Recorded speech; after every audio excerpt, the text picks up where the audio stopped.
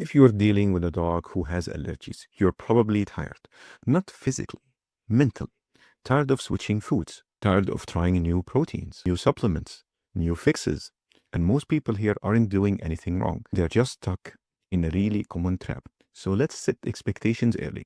This video isn't about brands, it's not about the best protein, and it's not about fixing symptoms fast. This is about process, because most allergy mistakes happen when you try to fix symptoms instead of simplifying the system. Here's the reframe that changes everything. Most food reactions are not about one ingredient.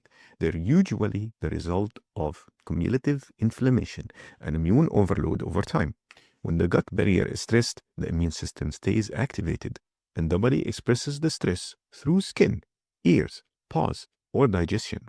So the real question isn't what ingredient is bad, it's how much inflammatory noise is this system dealing with right now. And this matters.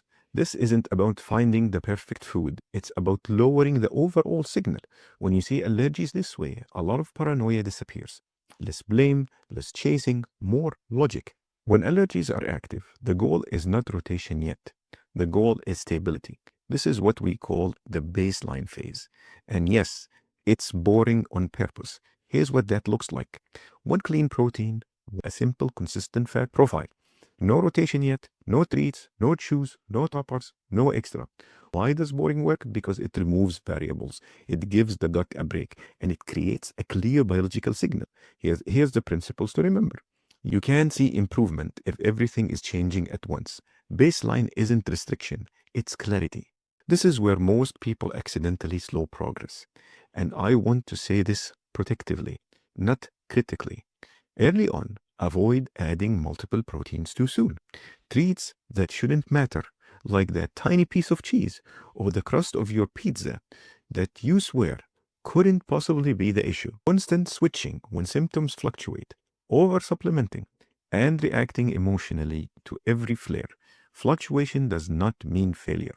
The immune system does not come in a straight line, and this is the key idea. Most setbacks aren't because raw didn't work, they're because too much was added too soon.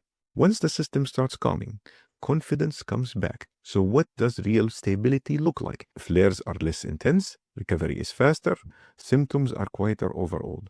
That's when improvement is happening. One new protein at a time. Adequate spacing. Watching patterns, not moments.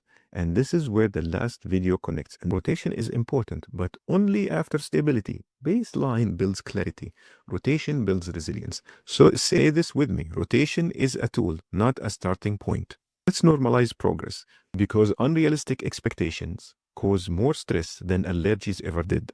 Progress is often nonlinear, uneven, quieter than expected. Gut healing usually comes before skin healing.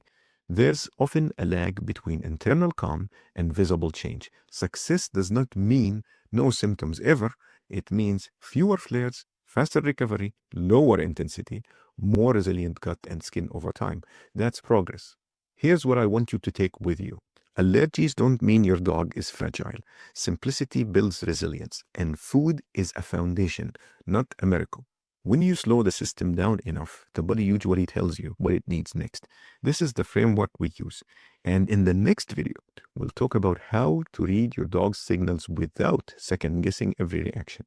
No urgency, no pressure, just clarity, one step at a time.